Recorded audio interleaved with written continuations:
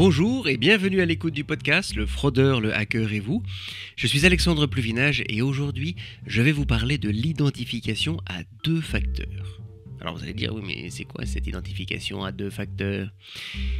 Eh bien je dirais que si le mot de passe est la clé qui sécurise la porte d'entrée de votre maison, l'identification avec un second facteur est le système d'alarme qui, 1, va essayer de dissuader les voleurs de rentrer et 2, vous alerte si des intrus pénètrent dans votre domicile à votre insu. Alors ici on parle évidemment de compte en ligne.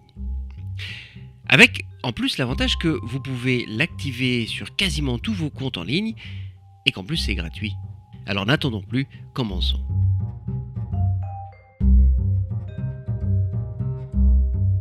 On l'appelle l'identification à deux facteurs ou aussi authentification à deux facteurs, mais en fait c'est la même chose. À savoir un moyen de vous identifier de manière forte pour entrer sur vos comptes en ligne. Et dans la majorité des cas, le premier facteur, c'est votre mot de passe, et le second, ce sera soit un SMS, soit un code généré par une application installée sur votre smartphone, comme Microsoft Authenticator ou Google Authenticator. Et peut-être le savez-vous déjà, mais il existe 3 moyens différents de vous authentifier sur une plateforme électronique. Le premier est quelque chose que vous savez, et normalement être le seul ou la seule à connaître. Typiquement, c'est un mot de passe ou un code secret comme celui de votre carte bancaire. Le second est quelque chose que vous avez, que vous possédez. Alors ce sera votre carte bancaire par exemple, c'est d'ailleurs la raison pour laquelle on doit garder sa carte et son code secret séparés, mais aussi votre téléphone portable sur lequel vous recevez un SMS ou utilisez une application comme Microsoft Authenticator dont je parlais tout à l'heure. Et le troisième facteur est quelque chose que vous êtes, c'est-à-dire votre empreinte digitale ou la forme de votre visage, si vous utilisez la reconnaissance faciale. Et pour une authentification à deux facteurs, il faut combiner deux facteurs différents, c'est-à-dire un mot de passe et un SMS par exemple. Ça permet de rendre l'identification plus forte et résistante au piratage. En revanche, si vous utilisez deux mots de passe, même s'ils sont différents, et même si c'est quand même plus sûr qu'un seul, ce n'est pas une authentification à deux facteurs, car elle utilise 2 fois le même facteur, c'est-à-dire celui que vous savez. Les deux facteurs doivent donc bien être différents, c'est-à-dire choisis dans 2 catégories différentes des 3 dont je viens de parler, par exemple, un mot de passe et un SMS. Alors maintenant que vous avez compris comment fonctionne cette authentification à deux facteurs, voyons comment la configurer.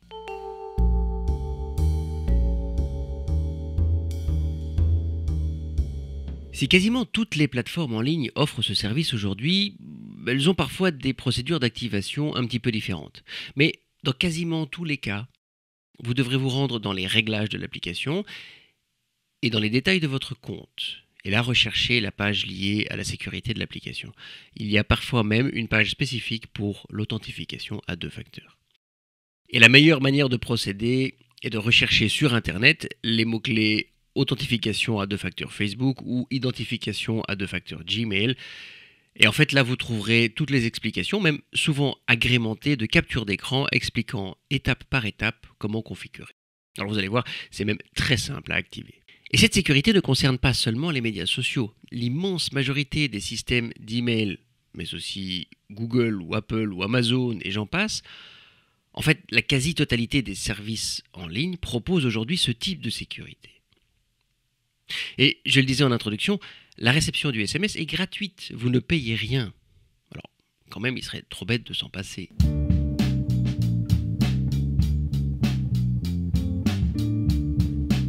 La comparaison de l'identification à deux facteurs avec un système d'alarme, dont je parlais en introduction, est plus proche de la réalité que vous pensez.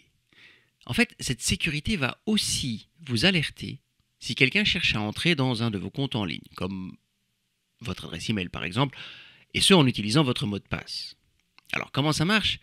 Eh bien c'est simple à comprendre. Dans l'authentification à deux facteurs, le second facteur, donc la deuxième sécurité, n'est demandé que si le premier est utilisé correctement. Je m'explique. Si vous vous identifiez sur votre compte Facebook par exemple, mais que vous entrez votre mot de passe en faisant une erreur en le tapant, le second facteur ne sera pas activé, c'est-à-dire que vous ne recevrez pas le SMS. En fait, l'application va simplement vous informer que votre mot de passe est incorrect et que vous devez le rentrer à nouveau. Ce n'est qu'une fois que le mot de passe sera rempli correctement que le SMS sera envoyé sur votre GSM et que l'application demandera que vous renseigniez ce SMS. Et donc, si vous recevez un SMS d'identification à Facebook alors que vous n'êtes pas en train de vous y connecter, eh bien vous pouvez être sûr que quelqu'un connaît votre mot de passe et tente de l'utiliser pour rentrer dans votre compte. Et dans ce cas, pas de panique, la personne n'a pas pu rentrer parce qu'elle n'a pas le second facteur, elle n'a pas reçu le SMS. En revanche, changez immédiatement votre mot de passe parce qu'il est connu.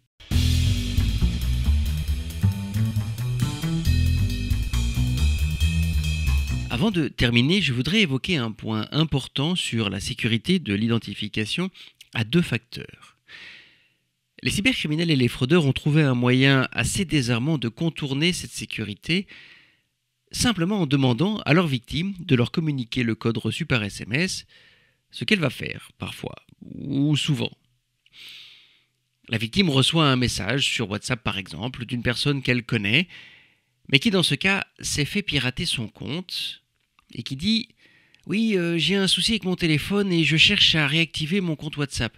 Alors, j'ai demandé que le code soit envoyé chez toi sur ton téléphone parce que je te fais confiance. Est-ce que tu peux me le transférer s'il te plaît ?»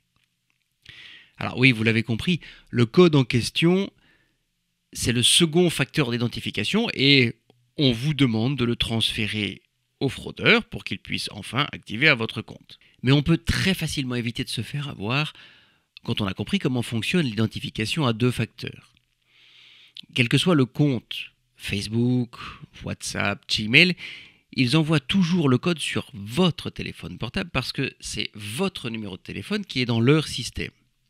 Donc, si vous recevez un code, il n'est utilisable que sur votre compte. Et évidemment, en le partageant, vous donnez simplement accès à votre compte à une personne tierce. Donc, ne le faites jamais.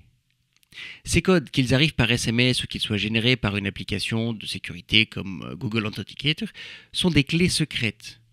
Et même si ils sont à usage unique, ne vous laissez pas tromper. Ces codes que vous recevez sont vos codes et jamais pour quelqu'un d'autre. Donc ne les partagez jamais et votre sécurité est garantie.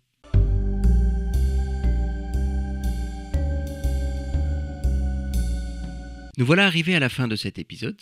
Vous savez maintenant comment activer l'identification à deux facteurs sur vos médias sociaux et vos autres comptes en ligne. Alors, s'il vous plaît, n'attendez pas pour le faire, vous avez vu, c'est très simple. Si vous pensez que cet épisode peut aider vos amis ou les membres de votre famille, surtout n'hésitez pas à leur parler de ce podcast. N'hésitez pas non plus à vous abonner et à activer les alertes si vous souhaitez être informé des nouveaux épisodes ou encore laisser un commentaire, voire noter l'épisode s'il vous a plu. Cela aide à promouvoir mon travail. Je vous souhaite une très belle journée et à très bientôt dans le prochain épisode du Fraudeur, le hacker et vous.